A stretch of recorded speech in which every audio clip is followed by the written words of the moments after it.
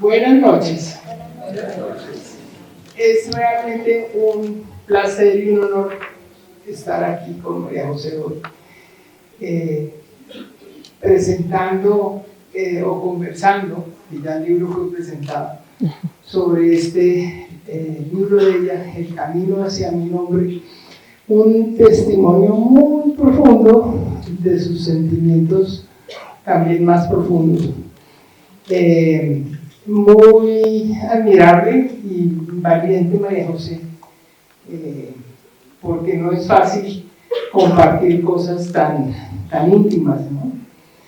Y entonces pues te invito a que charlemos sobre el libro, pero ante todo es charlar sobre ti y charlar sobre ese padre que has buscado tan intensamente. Y bueno, dice María José, mi padre me dijo, a mí me van a matar muy pronto, por favor mi amor no me olvides. Esa fue la última vez que lo vi. ¿Qué edad tenías entonces, María José? En ese momento, creo que hay que, ¿ahora? ¿Sí? Allá. En esa noche, que fue el 25 de abril de 1990 por la noche, tenía 12 años. Es decir, era una niña de 12 años. Y esa frase supongo yo que hizo que se te volviera una obsesión, buscar su historia y tratar de encontrarla. Digo tratar, porque yo no estoy tan segura de que la hayas encontrado completamente. ¿Tú qué opinas? Pues la habría encontrado completamente si la vida, o no sé, tal vez en alguna otra esfera, o en otro ámbito de la vida, no sé cómo llamarlo, pudiese tener la oportunidad de sentarme a conversar con él. Pero creo que he dedicado hoy la mitad de mi vida, más de la mitad de mi vida, a encontrar no solamente al Padre, sino también al hombre. Así que a partir de conversaciones, algunas conversaciones pendientes, por eso también sigue estando ahí un poco incompleta, pero creo que en una gran medida he logrado reconstruir no solamente al hombre, al Padre, sino que por eso afirmaba en el libro, tal vez de manera muy aventada, pues que de alguna manera después de estos 20 y tantos de años, pues yo parí a mi padre. Y por eso lo he dicho, y suena tal vez un poco herético afirmarlo, pero he recorrido todos los territorios de este país, he hablado con contradictores, con amigos, con compañeros, con personas con las que él compartió la política, he hablado con familiares, he guardado memorias. Hoy lo que tengo es un archivo inmenso con cientos de fotografías, horas y horas de videos, con objetos, y creo yo ya no solamente la historia de mi padre, sino de un grupo humano. Y esa búsqueda, pues por supuesto, se ha traducido en cosas. Yo soy artista y creo y tengo la vocación de hacer de todo lo que yo hago un espacio creativo, y por lo tanto, pues se ha traducido en distintas pues documentales, exposiciones, libros. Pero además tiene un sentido muy particular, porque no solamente busca cerrar también esa etapa, que ya no es solamente construir la memoria de ese grupo humano, de avanzar en la construcción de mí misma como mujer, sino, por supuesto, empezar nuevas búsquedas y nuevos caminos, y reconocer y hacerle un enorme reconocimiento a las maravillosas mujeres que rodearon mi vida.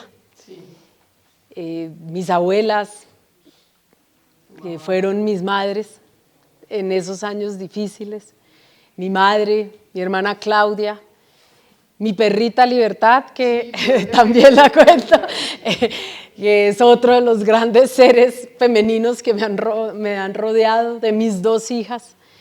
Y de montones de mujeres maravillosas. Aquí hay varios de los rostros hermosos que me han rodeado y que me han acompañado, que me han hecho ser la mujer que soy, con las que me he reconstruido en muchos momentos difíciles también, con las que hemos caminado y buscado la memoria, las que me han acompañado y rodeado en estos momentos difíciles de la política, que en momentos de mucha tensión por lo menos he podido llamar para que me hagan de terapeutas emocionales.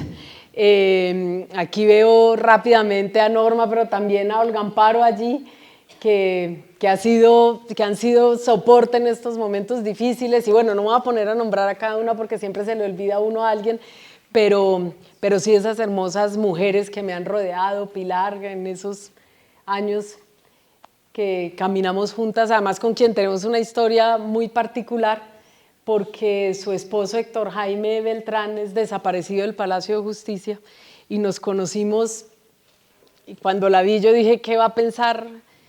¿Qué haría mi padre? ¿Qué hacemos en este encuentro? ¿Le pediste perdón? Y le pedí perdón. Y a partir de allí empezamos a construir una relación de amistad y de amor y de búsqueda conjunta, así que creo que además ese momento tenía que hacer parte de las páginas de este libro porque en el dolor nos hemos encontrado también. Bueno, yo creo que eso merece.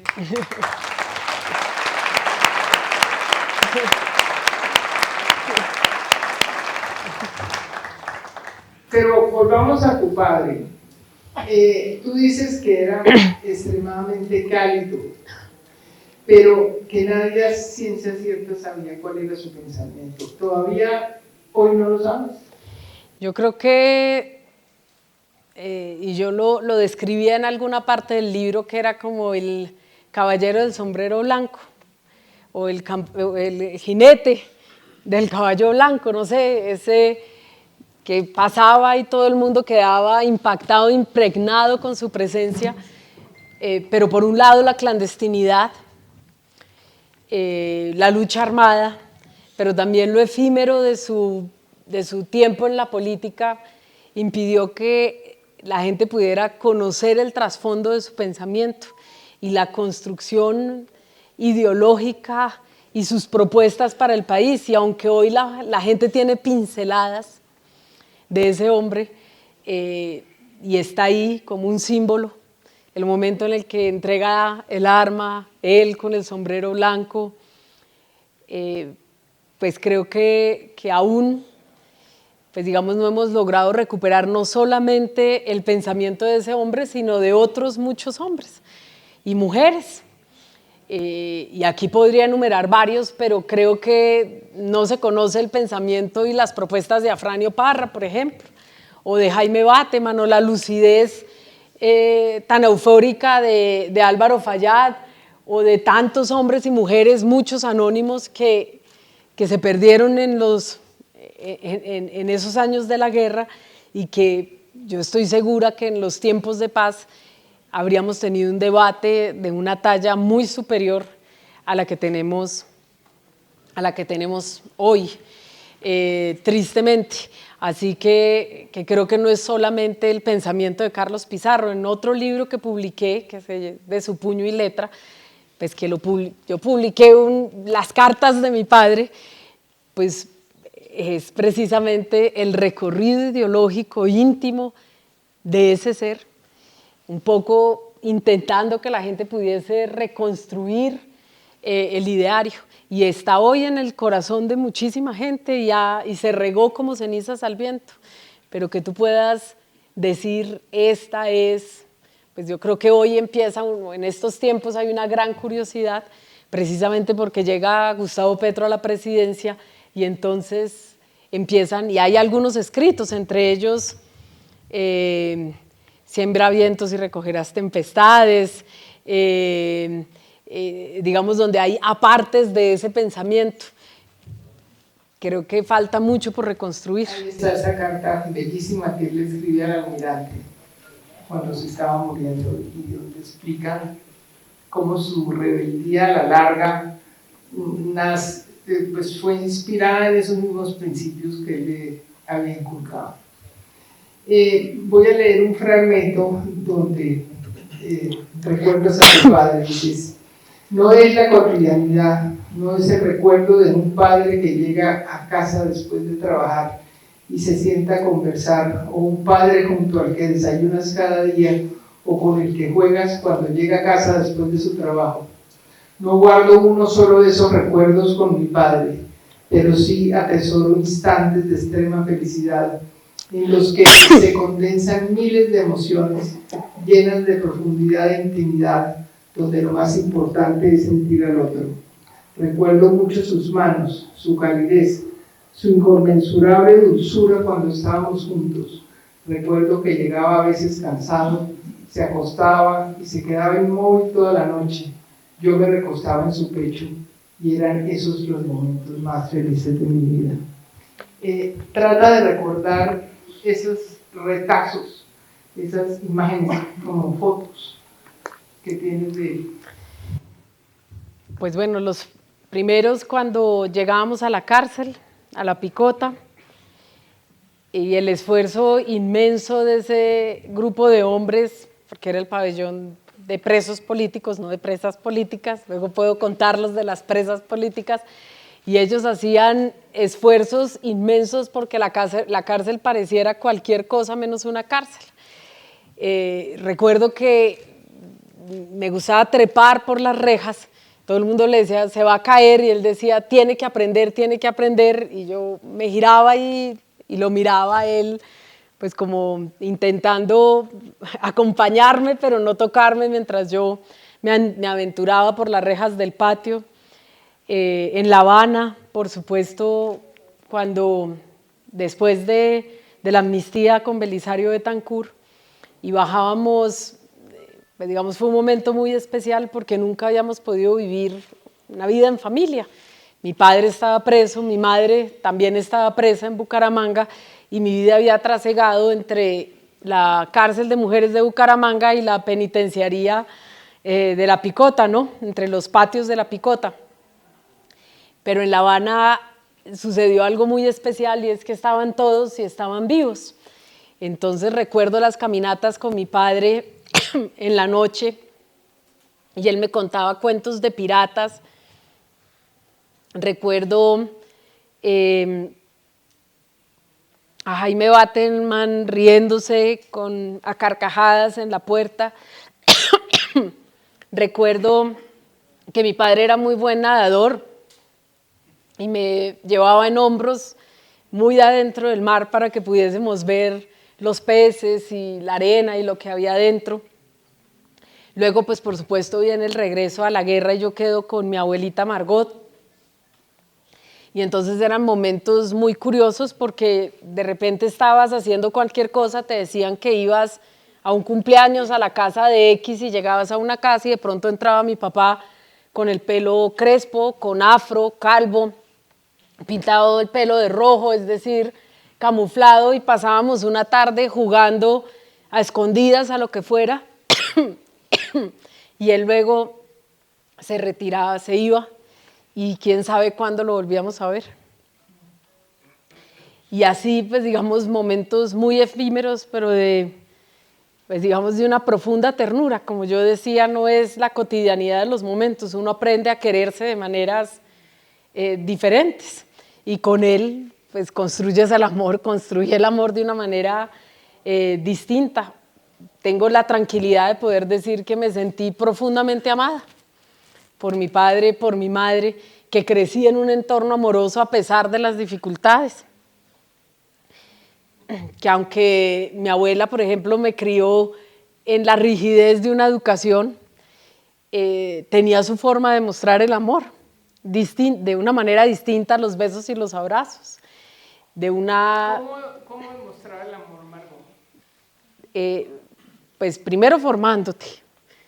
Ella exigía lo mejor de cada uno a través del arte. Mi abuela era artista, entonces hacíamos cerámica, hacíamos manualidades, hacíamos, digamos, un montón de cosas ella siempre te protegía y siempre te resguardaba. Cuando llegabas a la casa de la abuela era el lugar seguro.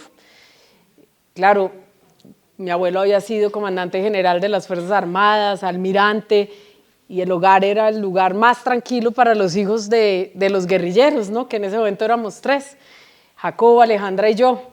Y por el otro lado, la abuela Chelín, pues Leonor, que la madre de mi madre, que era la dulzura absoluta. Entonces, pues realmente nunca hubo ausencia de amor, estuvieron ausentes ellos, pero el amor siempre estaba presente. Pero si a mí me preguntan en el fondo de qué trata el libro de María José, yo digo que es un libro sobre el abandono. ¿Tú qué dirías? No, yo no. O sea, no. hubo abandonos muy profundos. Hubo ausencias. Bueno, ausencias. Sí, ausencias. Corrijo, ausencias. Sí, hubo ausencias en esa primera parte. Luego, pues digamos, esos son los primeros capítulos, ¿no? Podríamos, la infancia, pues era una infancia de ausencias, por supuesto que estaban siempre las abuelas,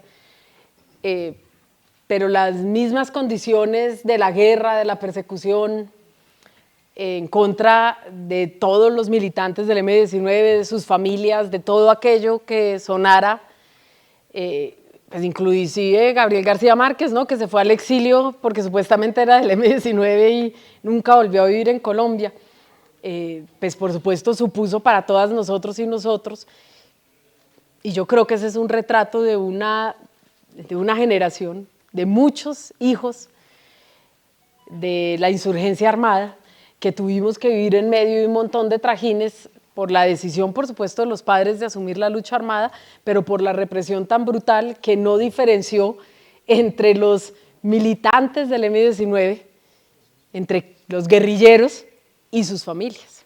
Nosotros éramos botines de guerra, eran nosotros a quienes perseguían. ¿Para qué? Pues por supuesto para poder dar con los padres.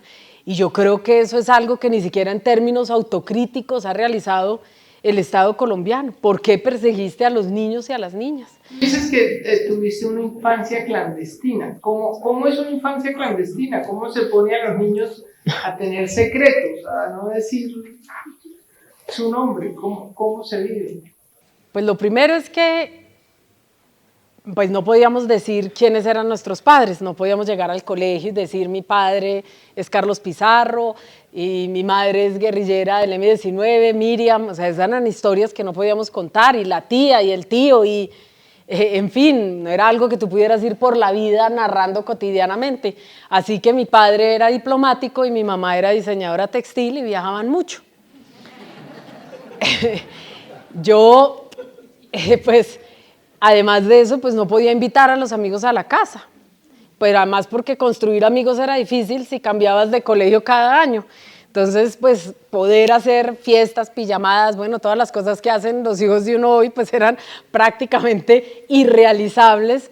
Venía la familia, por supuesto, venían los que sabían cuál era la historia, pero no cualquiera podía entrar al entorno de la casa. El entorno de la casa era un lugar secreto, podríamos decir, privado para nosotros. La vida que tú vivías fuera era otra vida diferente. Luego, cuando íbamos a viajar, pues, por supuesto, se requiere el permiso del papá y la mamá. Ahora andamos en un debate político a raíz de ese tema. Y lo que hacían los padres, pues bueno, la forma de salir era cambiarnos el apellido, no se cambiaban los nombres, porque si te preguntan, pues te equivocarías más rápidamente si eres un niño, que te dicen, ¿quién eres? María José. Nunca nos equivocábamos en el nombre. Y entender, pues digamos que habían otros apellidos para poder salir al país a encontrarte con tus padres, pero no habían mentiras.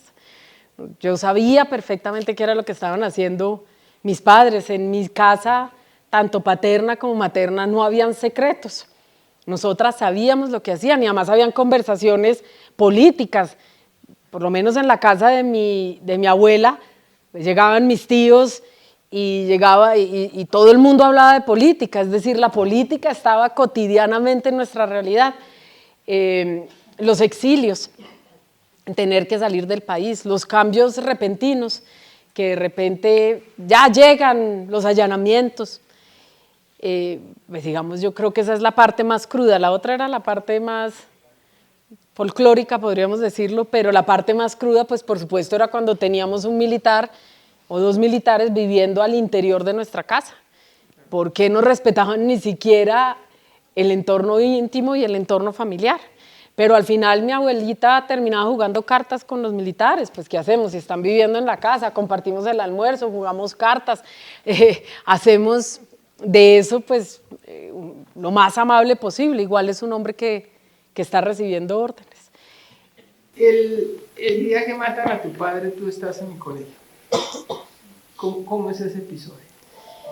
Pues bueno, yo por supuesto no era la mejor estudiante, no es ¿Estabas en el liceo francés? En el liceo francés y no se habían empeñado mucho en mi estudio.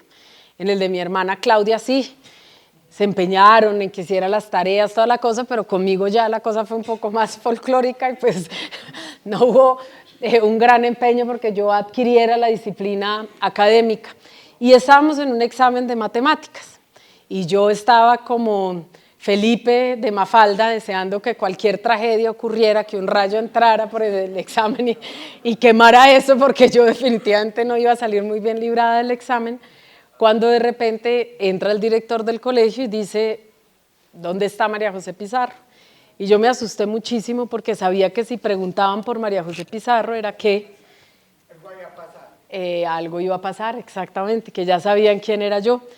Y el profesor dijo, aquí no hay ninguna María José Pizarro, está María José Barón. Y él dijo que venga conmigo. Yo bajé las escaleras y cuando entré a la rectoría del colegio estaba mi madre llorando, estaba Carmen Lidia, que murió hace unos meses. La compañera de Fayad. Y estaban llorando las dos y pues no me tuvieron que decir nada más. Yo sabía que mi padre lo habían matado. De ahí salimos a la caja de previsión, pues por supuesto ahí estaba llegando todo el mundo. Casi no nos dejan entrar y justo Ernesto Samper iba entrando y mi mamá le dijo, como es la hija de Carlos, y él pidió que por favor nos dejaran entrar y logramos subir por esa rampa que hoy ya no existe de la caja de previsión y habían goterones de sangre. Y yo pensaba pues, que eso era la sangre de mi padre. Años después, hace unos meses en el Catatumbo, me encontré con un médico que había estado en el quirófano y que le sostuvo la cabeza a mi padre y me contó también cómo fueron esos momentos en el quirófano. Así que ves tú cómo la vida lo va llevando por vericuetos hasta que uno va logrando poner cada pieza de ese puzzle en su lugar. Dices en alguna parte, no tengo en la memoria ninguna conversación adulta, tan solo conservo las 1001 preguntas que me gustaría hacerle. María José, si estuviera Carlos aquí hoy asistiendo a esta presentación, ¿qué le preguntarías?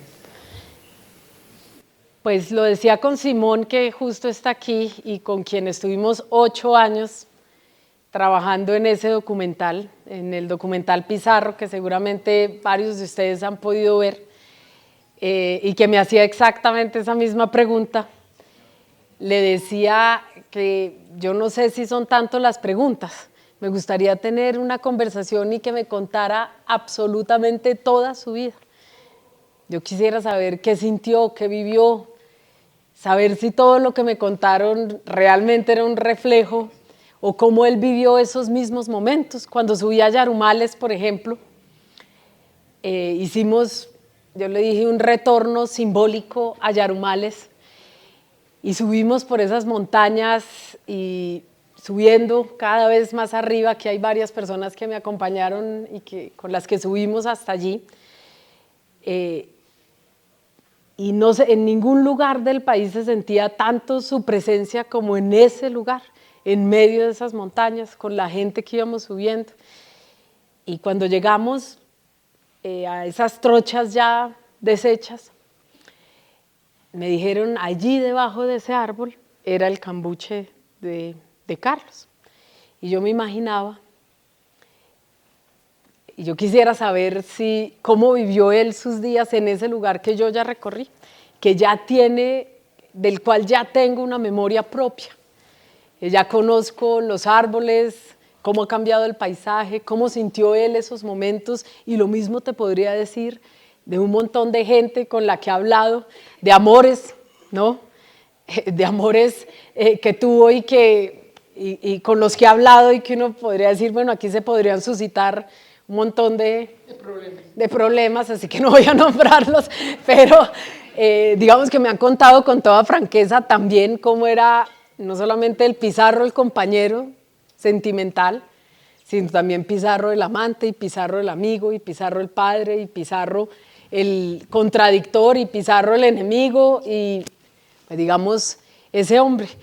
Pero el libro, a pesar de que hace, digamos, este recorrido y que busca entregar esa imagen, creo que después de todo lo que he hecho, busca hacerle un reconocimiento sobre todo a esas mujeres, a esas que a través de, digamos, que la lucha por Colombia era una lucha completamente diferente, lucharon de una forma completamente distinta, por supuesto que algunas a través de las armas, como la tía Nina, mi mamá, pero también a través del cuidado de las abuelas, a través de, digamos, lo que yo creo que necesita este país, que es el cuidado de las mamás, de tal vez demasiada mirada y visión masculina y poco cuidado.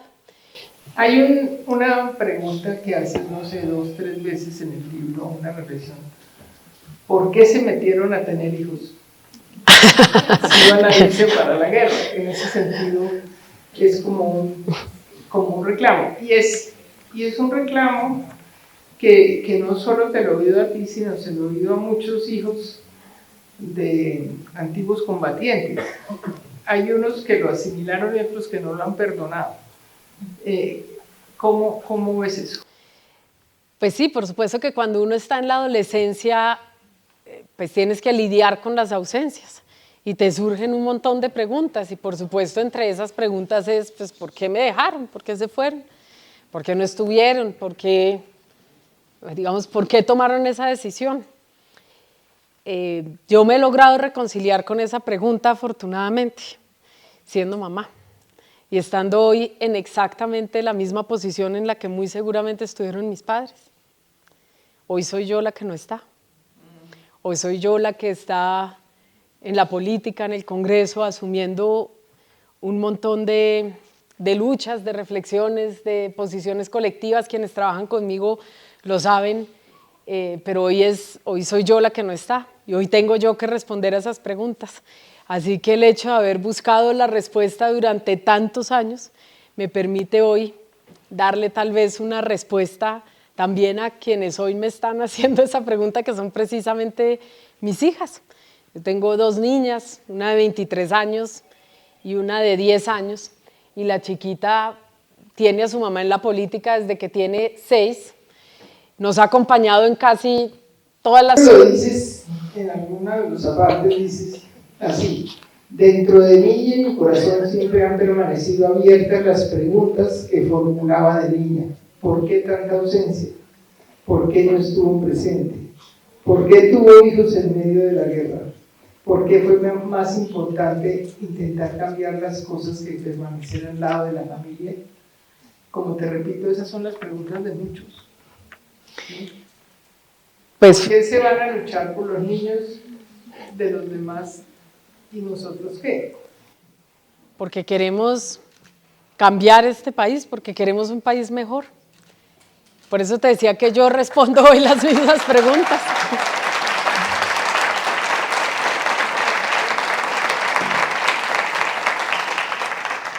Y pues tristemente la lucha armada era más difícil que la cotidianidad política. En la política puedes ir con tus hijos hasta que les empiezan a tomar fotos, hasta que empiezan a meterse en la vida privada, hasta que empiezan a hacer de esa vida privada un elemento de ataque político.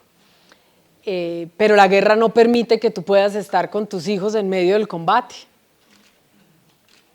Ahí se configuran elementos completamente diferentes.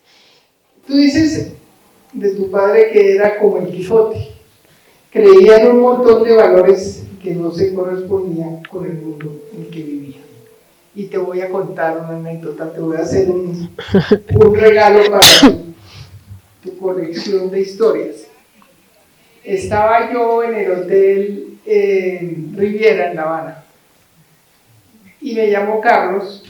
Yo había terminado el libro del M19 hacía un año o algo así.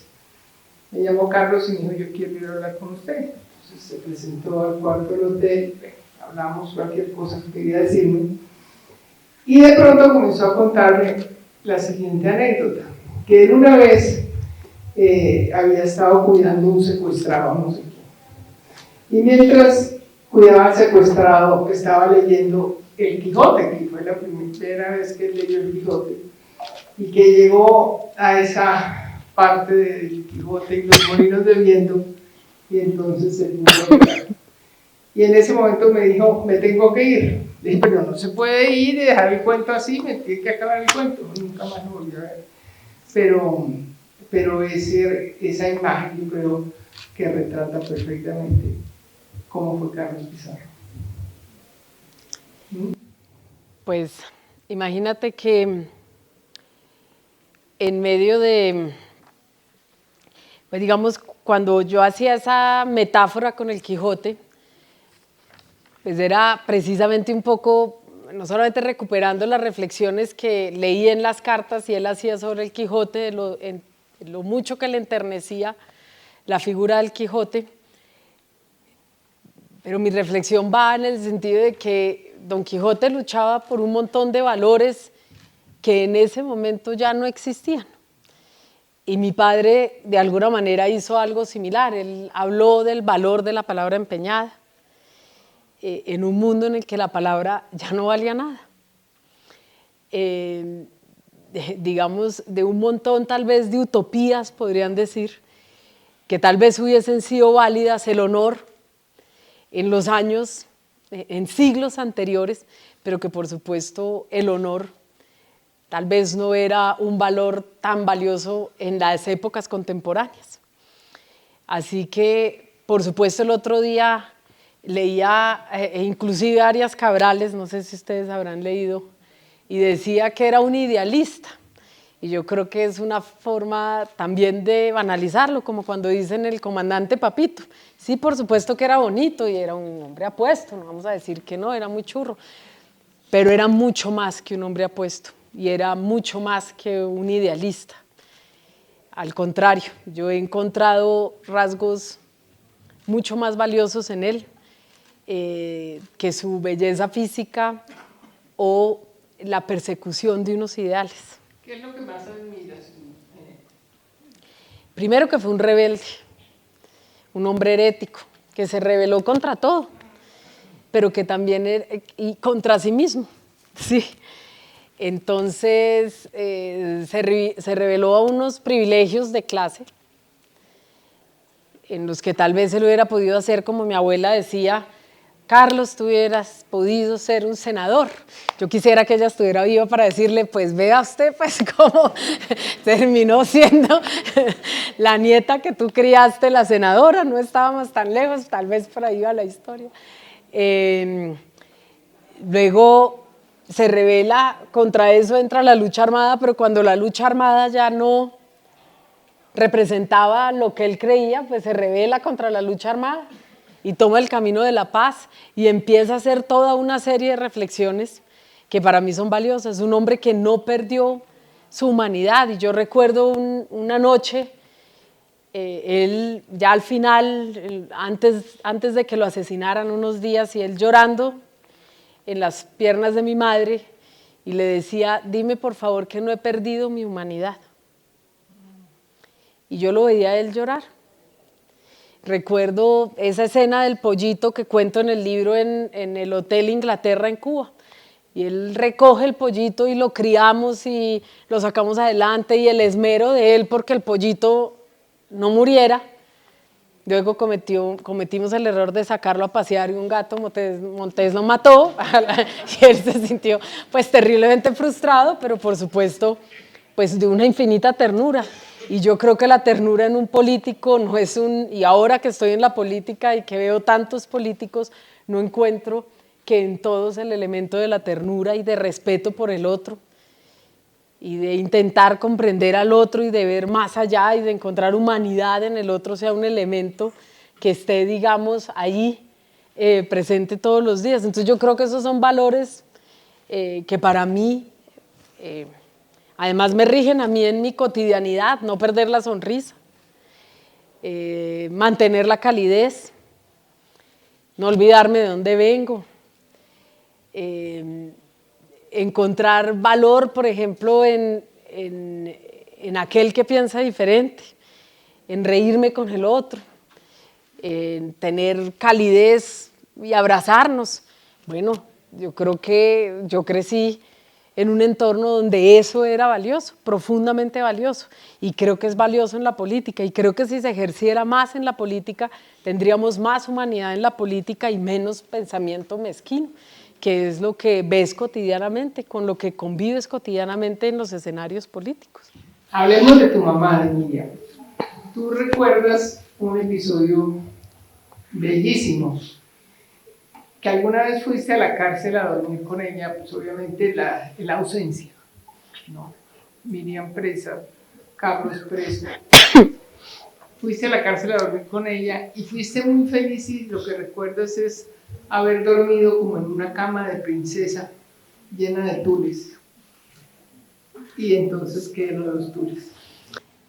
Pues además que voy a hacer un apunte anterior porque en estos días hemos visitado algunas cárceles, en especial la cárcel del Buen Pastor de mujeres, y pues las cárceles de hoy no son mejores de las cárceles de hace 30 o 40 años. Pues era una habitación, como una especie del galpón muy grande, lleno de camas, y lo que habían era sábanas que por supuesto las presas ponen para pues, tener un poco de intimidad, pero para mí el recuerdo que yo tengo era una cama de princesas, como las de Versalles, ¿no? Con velos, pues no era una cama de Versalles, no era la cama de María Antonieta, era pues una cama de una presa, como la cama de cualquier presa, las que tienen cama. Hoy yo creo que las condiciones se han empeorado bastante, al contrario, deberían haber mejorado, pero han empeorado las que tienen cama, pero cuando recorres las cárceles, además me pasó una cosa muy curiosa porque fuimos a la cárcel del Buen Pastor y le dije a Alejandra, mi prima que estaba de paseo por esos días, que me esperara, que nos encontráramos ahí a la salida. Yo no caí en cuenta que los primeros días de vida de mi prima habían sido en el Buen Pastor. Cuando entré a la cárcel, pensé y dije, ¡ah! Mi prima, sus primeros años, 20 días de vida los pasó allí. Y pensaba en cuál de esas celdas, en cuál de esos patios habrían pasado esos primeros 20 días Alejandra y Nina. El libro también es sobre el miedo de la niña. Dices, los allanamientos y la incertidumbre se volvieron parte del paisaje, de una cotidianidad atroz a la que debíamos acostumbrarnos, sin saber nada del paradero de nuestros padres, si estaban vivos o muertos, si estaban en algún cuartel militar bajo torturas, como ya se sabía le pasaba a la gran mayoría de los militantes de la organización que eran detenidos. ¿Qué edad tenías tú cuando tenías esas vivencias? Pues bueno, los allanamientos desde muy chiquita. Yo creo que, no sé, lo primero que recuerdo son los golpetazos en la puerta. Debía tener 3 años, 4 años, 5 años, porque pues no fue un allanamiento, fueron varios. Es más, hay una anécdota hasta chistosa que le ha sacado más de una risa a algún contradictor, y es que una vez golpearon y entraron los militares con los fusiles y la cosa, y yo miré al militar, eso cuentan, yo no me acuerdo, pero cuentan las abuelas, mi hermana y mi abuela, y yo dije, mi papá tiene una más negra y más grande que la suya. Sí. Y era, pues, por supuesto, pues las imprudencias de un niño. A mi hermana en el interrogatorio, Claudia, la interrogaron y le dijeron, pues, ¿qué hacían sus padres? Y ella decía, pues, mi papá vive en Estados Unidos, pues, por supuesto, ella tenía 7 años, y en algún momento dijo, no, pues, al final son libertadores. Es que es las reflexiones que tenemos los niños, ¿no? Frente a esa situación en la que crecemos, pero por supuesto eran allanamientos constantes, la persecución, los policías vestidos de civil. Yo creo que el momento más aterrador fue cuando regreso yo de Francia. Yo entré en una depresión muy profunda en Francia, pues durante esos años no vi a mi mamá, no vi a mi hermana, no supe nada, pues claro, además no había WhatsApp, eso era un mes para que llegara una carta, 2 meses y llegaba. No hablábamos por teléfono porque es imposible hablar por teléfono en términos económicos. Y Nina llama a mi mamá y le dice, María José se devuelve para Colombia. Y mi mamá le dice, no, no puede devolverse porque Álvaro Gómez está secuestrado. Y pues aquí la situación está muy difícil. Y Nina le dijo, pues preferible muerta que infeliz. Y me mandaron en un avión. Y cuando llegué, lo primero que veo, me meten en un cuarto en El Dorado, y lo primero que veo es la foto de mi papá de frente y de perfil. Y yo pues entré en pánico absoluto, venía con el pasaporte azul de exiliada política, pero el esposo le había puesto los cachos a la señora y estaban pues digamos como hablando de eso y como que no hicieron la asociación. Yo salí, estuvimos 15 días en un cuarto, una casa de seguridad, y cuando volvimos pasaron 3 días y ya estaban las llamadas. Usted tiene algo que nosotros queremos. Usted tiene algo que nosotros queremos. Y los policías y los tiras alrededor del apartamento, y ahí pues ese algo que querían era yo. Hay un momento en que escribes una frase muy, muy triste, que es, yo sentía que el país me hacía daño. ¿Sí? Y te fuiste. Fue cuando te fuiste a Sudamérica, ¿verdad? Así es. Cuéntanos un poquito de eso. Y ahí te encuentras con Libertad. Sí. Pues bueno, yo tuve una relación de amor profundo con una perrita criolla, full mix, bosque, ¿no? Que se llamaba Libertad y que la encontré en una playa en Taganga. Yo, pues digamos, primero intenté entrar a la Universidad Nacional y no pasé, y creo que tampoco hice mucho el esfuerzo de pasar. Sencillamente estaba tan perdida en mí misma que, bueno, lo intenté, pero por ahí no iba mi historia. Y por esos días había toda una generación de jóvenes que viajaba por Sudamérica. Bajaban desde México, subían desde Argentina. Yo pintaba ropa a mano y estaba más como metida en el cuento del arte, y me empecé a encontrar y empecé a viajar. Y me fui a Taganga, a dedo. 4 días se demora uno en llegar a Taganga si estás echando dedo. Y llegué muy cansada después de ese recorrido pues imagínate, y me eché en una playa y de repente llega una perrita y me besa y me abraza y no, pues me da besos, no me abraza, pero a su manera sí, y echaba a todo el mundo que se me acercaba y se me pegó, así inmediato, y no me dejaba ir. O sea, bueno, estaba ahí siempre. Estuve unos meses en Taganga y ella siempre allí. Tanto así que yo me fui y llamé por teléfono y me dijeron, Libertad no se mueve de la puerta de su casa desde que usted se fue. Y yo dije, no puedo hacer esto. Entonces mandé un guacal por avión y me la mandaron por avión a mi perra taganguera y le dije, Libertad, nos vamos a viajar por Sudamérica. Y ella a su manera dijo que sí, no podía decir que no. y nos fuimos, Libertad y yo, a viajar por Sudamérica. Y yo recuerdo que miraba el mapa y yo decía, tengo que irme más lejos.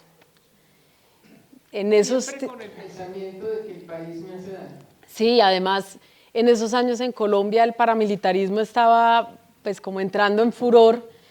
Era los años 2000, principios de, finales de los 90. ¿Tú tenías qué edad ahí? Entre los 19 y 22 años que tuve 18 y 22 años que tuve a Maya. Y empezamos, pues digamos, cada vez que viajabas, Colombia era más peligrosa. Habían muchos enfrentamientos en las carreteras y a muchos de los muchachos que viajaban los cogían los paramilitares y los golpeaban, los rapaban, los asesinaban y empezaban a ser más recurrentes esas historias. De eso no se ha contado, creo que solo una organización en Santa Marta lo ha hecho, de contar, pues, digamos, todo lo que sucedía alrededor de las otras estéticas, los metaleros, los raperos, y por supuesto también quienes estábamos en esa vida trashumante, hippie, podríamos decir, de piso así con el trapito. Mi mamá dijo, el día que tenga que comprarle un trapito, se acabó. Y el día que me compró el trapito me dijo, ay, bueno, ¿y ahora qué hacemos? Pero la decisión ya estaba tomada. Así que yo miraba el mapa y quería irme más lejos. Yo sentía que Colombia me hacía daño.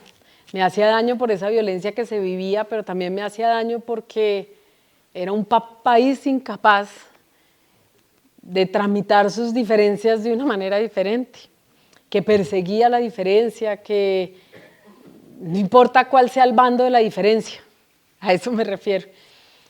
Y Colombia me hería, pero precisamente fue en ese viaje, yo quedé además embarazada en Ecuador, hice el viaje con Maya en mi barriga y con Libertad, y viajamos por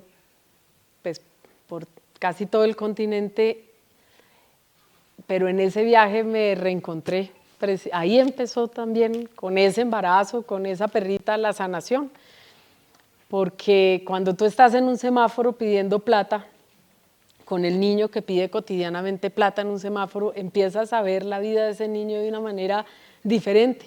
Tú puedes sentir misericordia o condolerte con la realidad de ese niño, pero solo cuando estás parado con él a su lado haciendo lo mismo, logras entender lo que él vive cotidianamente, la solidaridad y el desprecio que recibe, cuando tienes que dormir en la calle, cuando las personas más humildes te brindan su techo o te dan un plato de comida. Y tú empiezas a entender la pobreza de una manera diferente, la solidaridad de una manera distinta, a entender por qué tus padres se habían ido a la lucha. Yo sí creo que esa realidad merecía soluciones y respuestas que nunca habían sido dadas y tal vez fueron las reflexiones de esa generación. Yo no voy a entrar aquí a validar la lucha armada porque no creo y conozco también los horrores de la lucha armada, los he vivido, los he visto. Pero sí el hecho de que quisieran un mundo diferente para sus hijos y para los hijos. Así que en ese viaje entendí y luego fui mamá y entendí aún más. Dices que Maya fue tu ancla en este mundo. Maya, tu hija, ¿cómo es eso? Pues porque yo habría podido seguir viajando, quién sabe cuánto tiempo. Estaba viéndome en otra forma de vida, en otros paisajes, en otros lugares, y de repente Maya, yo estaba como elevándome, es un poco en la metáfora, yo iba como por allá y de repente cogió y me puso nuevamente en la tierra, y fue como, bueno, aquí estoy yo, y me trajo de nuevo a mi casa, a mi país, a reencontrarme con mis abuelas, con mi mamá, y digamos a construir, pues digamos unos años, creo que unos primeros años muy bonitos. Pero llegan otra vez las amenazas, luego de estar aquí en Colombia con tu hija, con tus abuelas, y hay una escena impresionante en que, bueno, ya te toca irte a España por unas amenazas muy complicadas, estás en el aeropuerto, todavía le estás dando seno a Maya. ¿Y cómo es eso? Pues yo le di teta a mi hija hasta que pude, ¿sí? y estaba en el aeropuerto, ya, digamos, ya me despedía de Colombia, habíamos tomado la decisión de que primero me iba yo y Maya se quedaba con mi mamá, ahí estaban mis abuelas, digamos, como en ese entorno más protector, mientras yo me acomodaba la vida allí. Y yo le estaba dando teta y ella se quedó dormida. Y de repente dijeron, ya es la hora de embarcar. Y lo que yo hice literalmente fue que me la quité de la teta, se la entregué a mi mamá, me guardé la teta y me fui. Y pues fue terriblemente pues dolorosa pues ese adiós, ¿no? ¿Cuánto tiempo de separación? 4 meses, pero eso fue como si hubiera sido una eternidad. Sí, y se muere Libertad. Y se muere Libertad y no pude verla.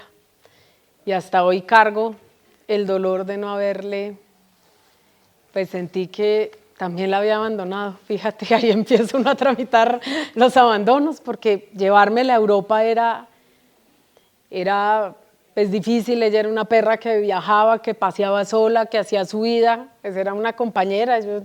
Ella salía y daba paseos y volvía a ella, yo no tenía que salir a pasearla como a cualquier perro, era una señora independiente. Pero llevármela a vivir encerrada en quién sabe qué condiciones, en un apartamento en Europa, no. Nina me dijo que ella se quedaba con Libertad y yo no alcancé nunca a estabilizar mi vida para poder llevármela, y ella murió y yo no me pude despedir. Estuvo mi mamá con ella, se despidió por las dos, pero eso me quedó como ¿cómo se dice? Es una de las cicatrices que tiene uno en el corazón por ese ser maravilloso. Pues mi perrita se la amé. Bueno, organizaste la exposición sobre tu padre y finalmente regresas al país en el 2010, cuando ya habías recuperado tu identidad, tu nombre legal, María José Pizarro. El libro se llama El camino hacia mi nombre. En resumen, ¿cómo fue ese camino? Pues bueno, por supuesto que yo tenía otra identidad. Mi padre lo asesinaron y yo no alcancé, o no alcanzamos a hacer pues, los documentos, y yo quedé como hija de otro hombre maravilloso que es Fernando, y que le dedico un capítulo entero porque se lo merece, por hermoso, por haber sido un padre y un abuelo. Y yo, pues digamos, al principio no quería, me llamaron y me dijeron el proceso por el asesinato de Carlos Pizarro va a prescribir, y no hay parte civil para que tú lo hagas, y cuando lo intentamos, pues obviamente no se podía porque legalmente yo no era hija de mi padre. Así que me dicen hay que cambiarse el apellido, y yo dije no, yo estoy en España, tengo mi vida, ¿qué me voy a poner en estas? Yo no quiero, yo soy hija de mi papá en el corazón, pero nada de estos temas legales. Y me llamó Fernando y me dijo, yo voy a estar ahí siempre, pero tu papá es tu papá y tu papá merece justicia y merece que lo reivindiquemos y que luchemos por él, así que hay que hacerlo del apellido. Y pues ante eso, lo que hace es de que nos teman. Pero quisiera no terminar sin preguntarte sobre la política actual. Tú dices que en el Congreso te has encontrado con un machismo aterrador. Y hablas de machismo incluso de tus mismos compañeros. ¿Cómo es eso, María José? Pues bueno, primero el Congreso es un lugar masculino donde rigen las normas masculinas, donde la conversación es masculina, la forma de construir el pensamiento es masculina, la forma de hablar es masculina. Ahí, digamos, rige el mundo de los hombres, y así ha sido históricamente.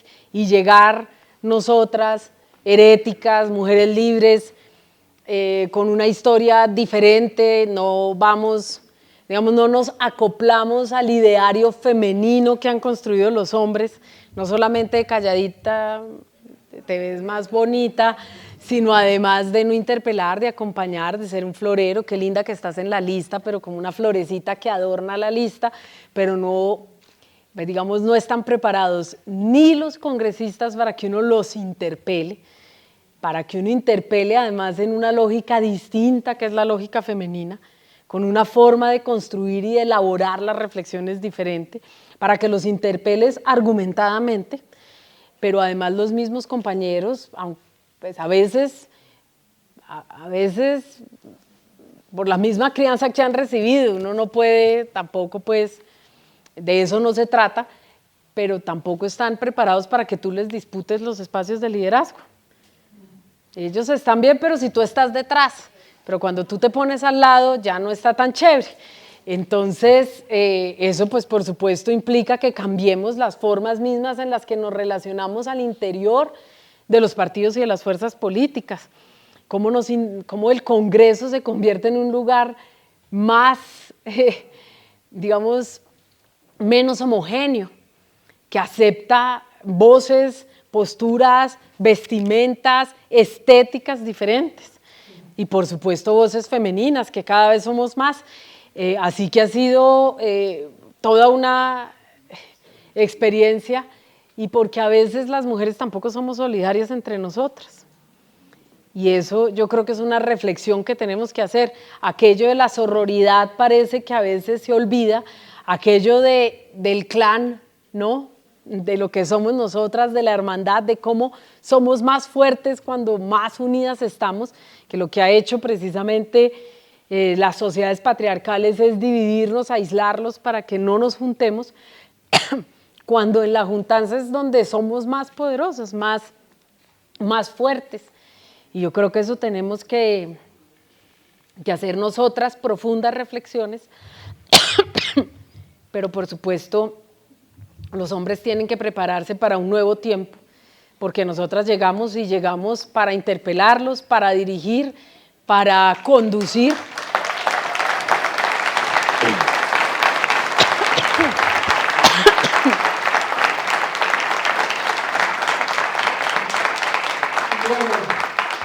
Pues con este aplauso tengo muchas más preguntas que hacer. Entre otras, la de en qué va la investigación del asesinato de tu padre. Ya lleva más de 30 años. En nada, porque además tenemos un fiscal muy imparcial y muy neutral que ha tomado decisiones inexplicables. Así que seguimos como en el punto de antes, casi que en una etapa preliminar, con un fiscal en operación remota, porque el fiscal del caso está en el Chocó, no está aquí, y tiene a su haber hacerle frente a todas las tragedias que se viven en el Chocó, cuando además lleva este caso. Así que es otra de las estrategias de impunidad de la Fiscalía. Hemos tenido momentos buenos, fiscales buenos, pero podríamos decir, no es el mejor momento para estos procesos, tal vez para otros. Otros avanzan muy rápidamente, pero por supuesto estos no.